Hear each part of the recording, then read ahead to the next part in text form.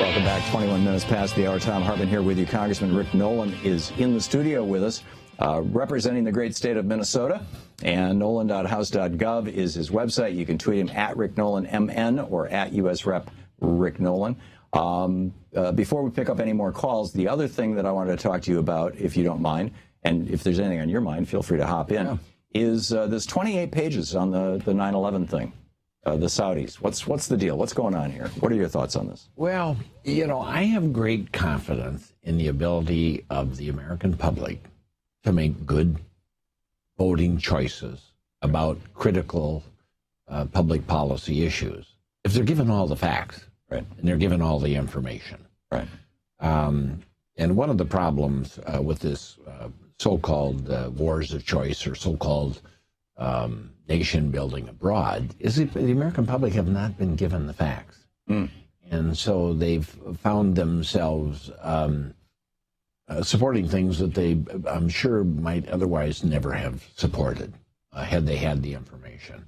I was up in the Tora Bora, met with the Mujahideen when they were fighting the Russians in Afghanistan. Oh, wow. You knew Charlie Wilson. I did indeed. I did indeed. Some years later, I was living and working in Abu Dhabi, and Charlie would pass through on his way there, and he was always trying to get me to assist him in convincing the United Arab Emirates to join the United States in helping to fund the Mujahideen.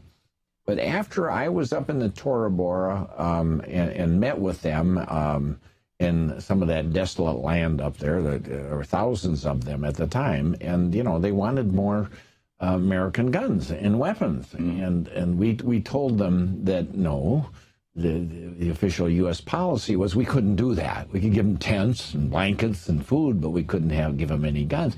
They were very upset because they said, well, where do you think we got all the guns we have? We got them from you. Right. And so we came back to the floor of the Congress and told our colleagues, you know, that, hey, we're supplying the Mujahideen. And I remember my colleagues, you know, I was 40 years younger at the time, saying, no, Nolan, we're not financing them. You know, you're a member of the Congress. You would know that if we were. We would all know that.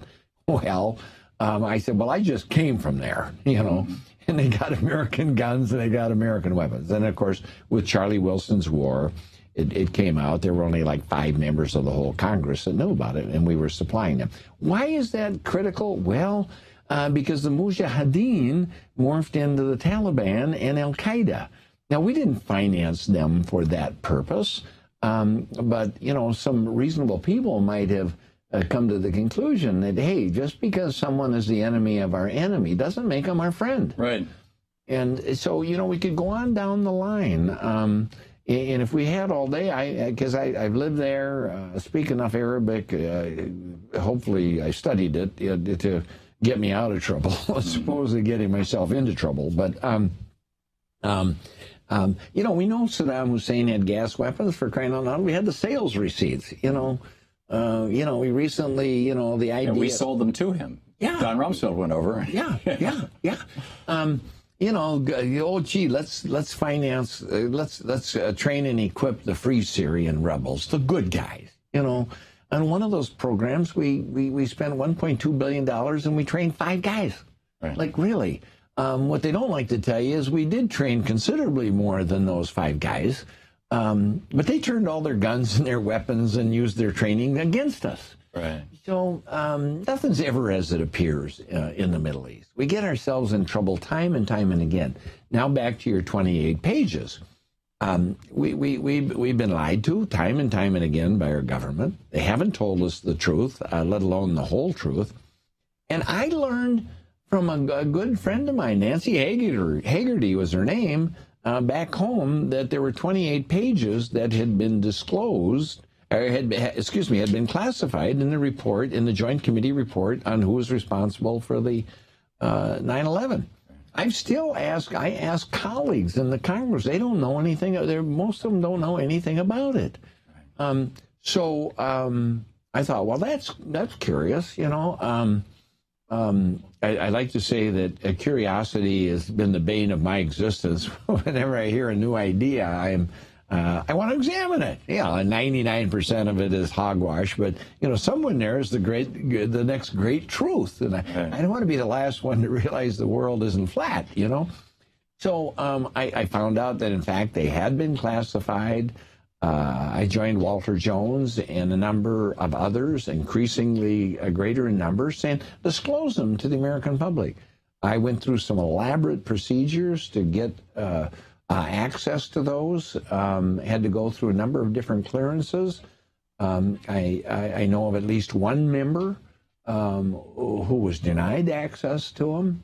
So I know who financed a large, significant portion, the largest portion of the 9/11 attacks. The 9/11 attacks. And it's not hyperbole, Tom. I mean, the report gives the names, the account numbers, and the amounts of money that the people who supplied the money. Wow. And it gives the same account numbers and the names and the amounts that were received and who received the money. Mark. And we have to wrap it up. We'll be right back. You're listening to the Thom Hartmann Program. Call 202-536-2370. Congressman Rick Nolan with us here. We'll be back with your calls right after the news at the bottom of the hour. To watch more clips from our programs, hit the Watch More Videos button over here. And please be sure to hit the handy-dandy subscribe button so you'll always be up to date. Tag, you're it.